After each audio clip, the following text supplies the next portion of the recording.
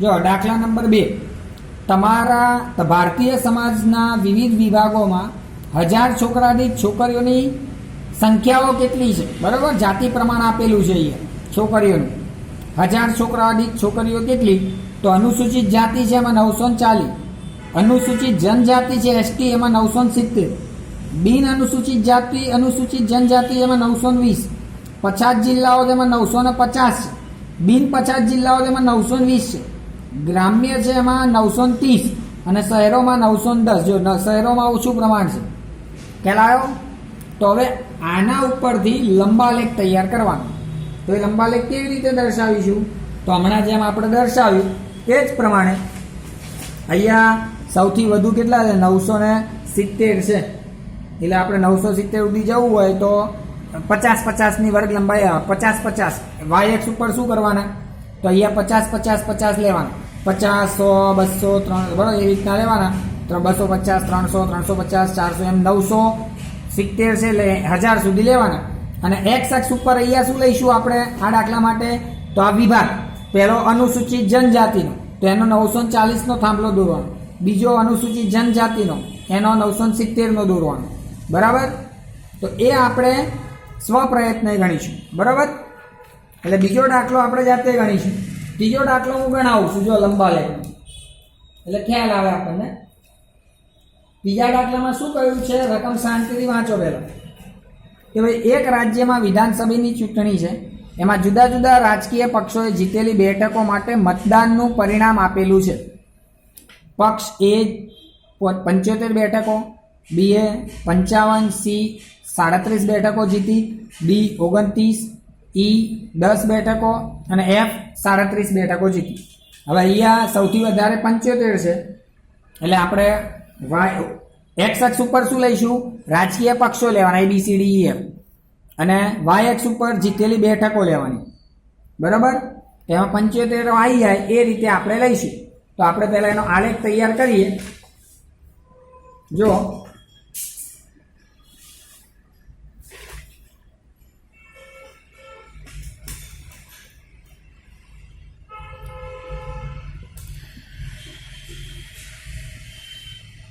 તો આ Y x ઊભો દોરી દીધો આપણે આમ, અને એ આડો એક્સ અક્ષ દોરી. બરાબર, હવે અહીંયા જીતેલી બેઠકો 75 છે એટલે 5-5 લઈએ. 5, 10, 15, 20, 25, 30, 35, 40, 45, 50, 55, 60, 65, 70, 75, 80 સુધી. એટલે આ શું લીધી આપણે? જીતેલી બેઠકો. બરાબર, આ જીતેલી બેઠકો. અને અહીંયા આપણે રાજકીય પક્ષ લઈએ. હવે અહીંયા જો ઉગમ બિંદુ 0 તો મૂકી જ દેવાનો. અહીંયા આ 0 થી ચાલુ થાય એટલે 1 સેમી બરાબર 5, બરાબર, પછી 2 સેમી એટલે 10, 3 સેમી એટલે 15. હવે અહીંયા પહેલા એ લખીએ. તો જો હું 1 સેમી અંતર છોડ દઉં છું અને પછી એનો થાંભલો 1 સેન્ટીમીટર પહોળો જ દોરીશ. હવે એનો થાંભલો જેટલો દોરું પહોળો એટલો જ પહોળો બીનો થાંભલો દોરવાનો. પહોળાઈ હરખી રાખવાની. હવે એમાં કેટલા છે? તો 75. એટલે એમાં આપણે થાંભલો ક્યાં સુધી દોરવાનો? 75 સુધી દોરવાનો. બરાબર, તો આ એનો લંબ દોરો આપણે 75 સુધી.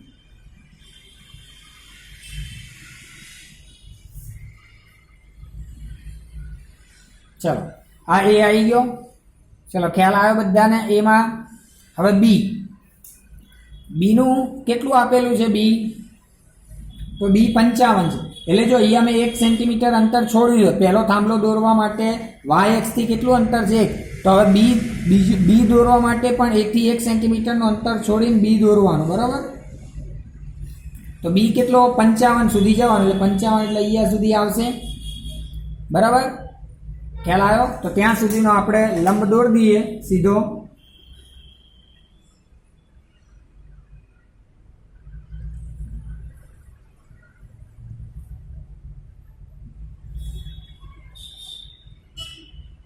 ચલો આ બી.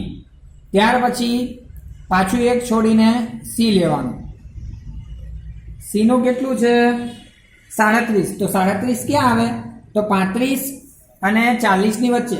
હવે અહીંયા જો બધાએ છે ને પોતપોતાની રીતે વિચારવાનું. મારા જોડે આલેખ કેવો છે, જો મારી પાસે 5 લાઈન વાળો હોય ને તો 1 સેન્ટીમીટર બરાબર 1 લીટો બરાબર 1 થશે. પણ મારી પાસે 10 લાઈન વાળો છે તો મારે એક બરાબર 2 કાપા બરાબર 1 થશે. એટલે અહીંયા 35 પછી 2 કાપા લઉં તો 36 અને 36 પછી 2 કાપા લઉં એટલે 37 અહીંયા આવશે. ખબર પડી? એટલે મારે સીમા કેટલો દોરવાનો છે 37 સુધી, 40 અને 35 વચ્ચે. એટલે એ આપણે આપણી રીતે જોવાનું 5 લીટીનો છે કે 10 લીટીનો છે આલેખ એ પ્રમાણે થશે. બરાબર, જનરલ 5 લીટીનો જ આલેખ હોય અને એ પ્રમાણે જ વિચારવાનું. ચલો થઈ ગયું. આ થઈ ગયું સી. પછી પાછું એક છોડીને ડી લઉં. ડીમાં કેટલું છે તો 29 ક્યાં આવે? તો 30 થી નીચે, 25 અને 30 વચ્ચે. એટલે 29 ક્યાં આવશે? અહીંયા આવી જશે 29.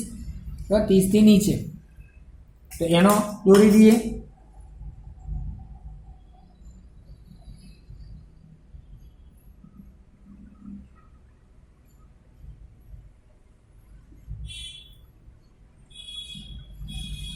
ઓકે. પછી ઈનો દોરો. ઈનો કેટલો છે? તો ઈનો 10 છે. તો 10 તો અહીંયા જ છે. આયરે ચલો 10 સુધી દોરવાનું. જો ફૂટપટ્ટીની મદદથી આપણે દોરીશું. આ ઈ દોરી ગયો. હવે એફ, પાછું એક છોડીને એફ. જો પહોળાઈ બધાની હરખી રાખવાની છે, આ ભૂલવાનું નહીં. હવે એફ કેટલાનો છે? તો એફ 37 સુધી, એટલે પાછો આટલો આવશે.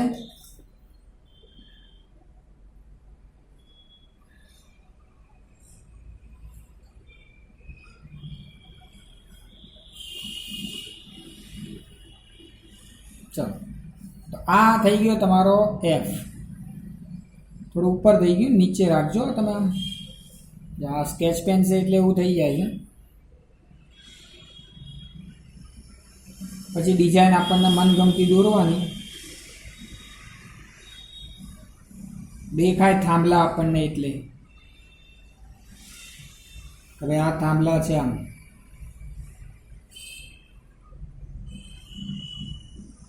બરાબર, એટલે એનું કેટલું હતું તો 75%, બીનું 55, સીનું 37, બરાબર ને. પછી ડીનું 29, ઈનું 10 અને સીનું 37, બરાબર. એટલે આ થોડું ઉપર જતું રહે, ધ્યાન રાખજો. તો આ રીતે આપણે આ લંબા લેખ દોર્યો. બરાબર, ખ્યાલ આવ્યો? હવે અહીંયા કદાચ તમારે પ્રમાણ માપ લખવું હોય ને તો પ્રમાણ માપ લખી શકાય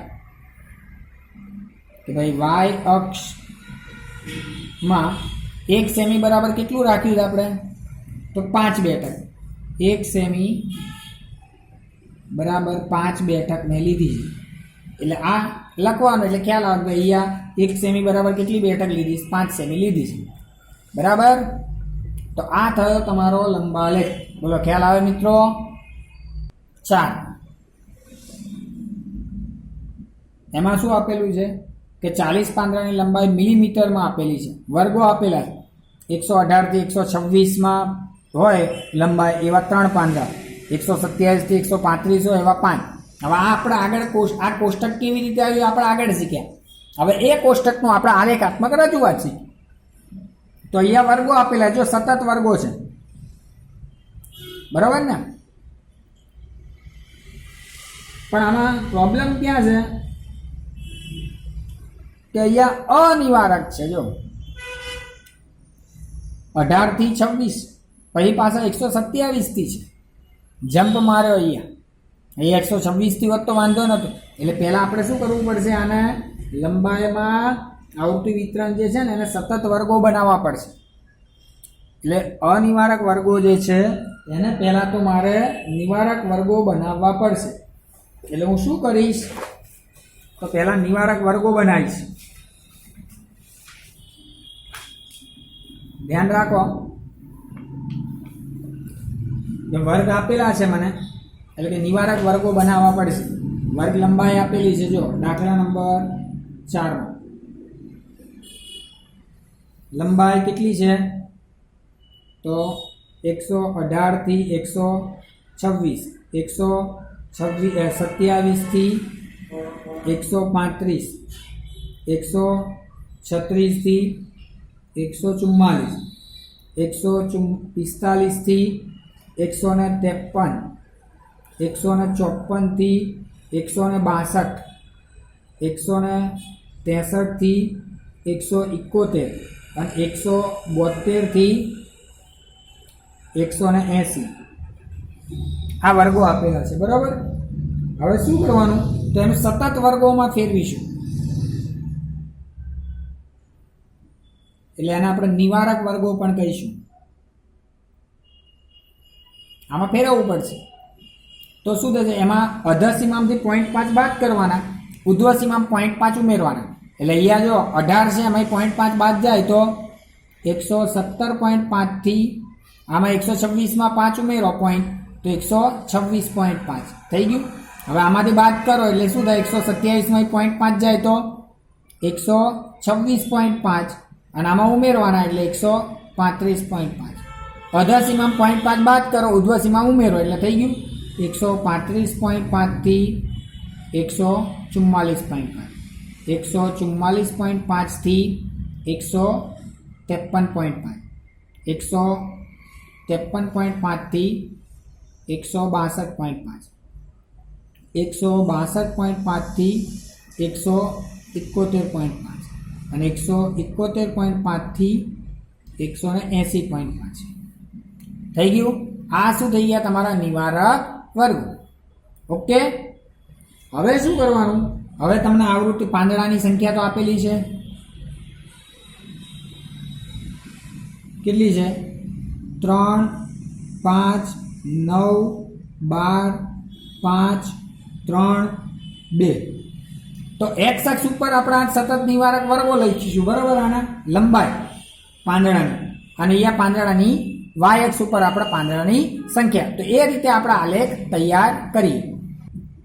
જો એટલે આપણે કર્યું શું પહેલા તો x અક્ષ ઉપર પાંદડાની લંબાઈ લખવાની, y અક્ષ ઉપર પાંદડાની સંખ્યા, એટલે આપણે એક એક લીધા.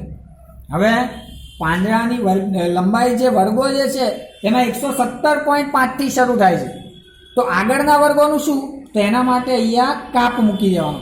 એટલે એ કાપ મૂક્યો એટલે અહીંથી ચાલુ કરું હું 117.5, પછી 126.5 આ, પછી 135.5, પછી 144.5, 153.5 બધી વર્ગ સીમાઓ બિંદુ લખવાના અહીંયા, બરાબર.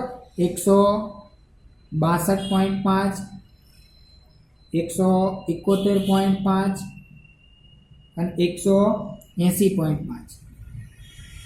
જો એક સેન્ટીમીટર જેટલું મેં અંતર રાખ્યું. તમે 2 સેન્ટીમીટર જેટલું અંતર રાખો તોય વાંધો નહીં, તોય આપણી પાસે ઘણી જગ્યા છે. મેં 1 સેન્ટીમીટર જેટલું અંતર રાખ્યું, બરાબર. ખ્યાલ આવ્યો? તમે કદાચ અહીંયા 2 સેન્ટીમીટર જેટલું અંતર રાખીને વ્યવસ્થિત દોરો તોય વાંધો નહીં, બરાબર. તો હવે પહેલું 117 થી 126 વચ્ચે કેટલા છે તો 3. તો આ પહોળાઈ કેટલી રાખવાની, એની વર્ગ લંબાઈ જેટલી એટલે આટલી, અને ઊંચાઈ કેટલી તો એની આવૃત્તિ જેટલી. આવૃત્તિ કેટલી છે તો કે 3, બરાબર. તો એ થાંભલો આપણે કેટલો ઊંચો રાખવાનો, બરાબર. તો અહીંયા જો 117 થી 126 જે છે આમાં સતત વર્ગો આવશે એટલે જોડાયેલા થાંભલા જ આવશે, 3 થઈ ગયું. પછી 126 થી 195 સુધી 135 સુધી કેટલા છે તો 5. તો એનો થાંભલો ક્યાં સુધી લઈ જવાનો 5. તો એની પહોળાઈ આટલી રાખવાની અને ઊંચાઈ 5 સુધી. ચલો થઈ ગયું. તો જો આ 5 પાસેના સ્તંભાલેખ આવ્યા, બરાબર. શું સતત વર્ગોનો સ્તંભાલેખ આવ્યો. પછી 135 થી 44 વચ્ચે કેટલા છે? તો કે 9, બરાબર? તો 9 સુધી જવાનું. તો આ 135 થી 144 એને 9 સુધી જઈએ આપણે, એટલે આટલે સુધી જવાનું. ચલો,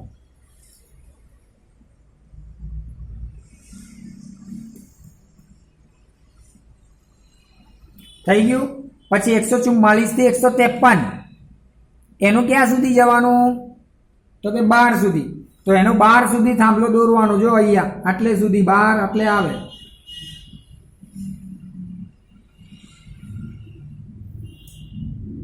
એટલે જો આ સમાન વર્ગ લંબાઈના છે, એટલે પહોળાઈ સરખી આવી બધાની. જો સમાન પહોળાઈના, ઊંચાઈ તો એના આવૃત્તિ પ્રમાણે આવે, પણ પહોળાઈ બધાની સરખી આવે, બરાબર? પછી 153 થી 162 વચ્ચે કેટલા છે? 5. તો 5 સુધી જવાનું.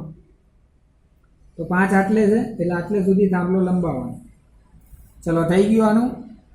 હા, આવી ગયા 135 થી 153 થી 62. પછી 62 થી 71 વચ્ચે 4 સુધી છે. તો આની પહોળાઈ એટલી, ઊંચાઈ 5, 4 આટલું થશે, બરાબર? એ લખી નાખો, અહીંયા આમ દોરી નાખો. અને 171 થી 180 2 સુધી, તો એની વર્ગ લંબાઈ, એનું ઊંચાઈ આટલી રાખો, એટલે થઈ ગયું. તો આ તમારો થયો સમાન પહોળાઈ વાળો. જો બધાની પહોળાઈ સરખી આવી, કારણ કે વર્ગ લંબાઈ બધાની સરખી, ખાલી અહીંયા કર્યું શું આપણે? એક તો અનિવારક હતા અને નિવારકમાં ફેરવ્યા, બરાબર? આટલું ભૂલવાનું નહીં. અનિવારક જ કહ્યું તો 125 થી 126 લખો, 118 થી 126 લખો, પછી 127 ના લખાય. અહીંયા પોઈન્ટ એટલા માટે 0.5 બાદ કરીને 0.5 ઉમેરીને સતત વર્ગોમાં ફેરવ્યા, એટલે 117.5 થી 126.5 ની ઊંચાઈ એટલી થાય. આ આવી ગયું, બરાબર? તો આ રીતે આપણે એને લગાય. પછી ડિઝાઇન તો મેં કીધું એમ આપણી રીતે દોરવાની. ચલો, ખ્યાલ આવી ગયો બધાને આમાં? સરસ.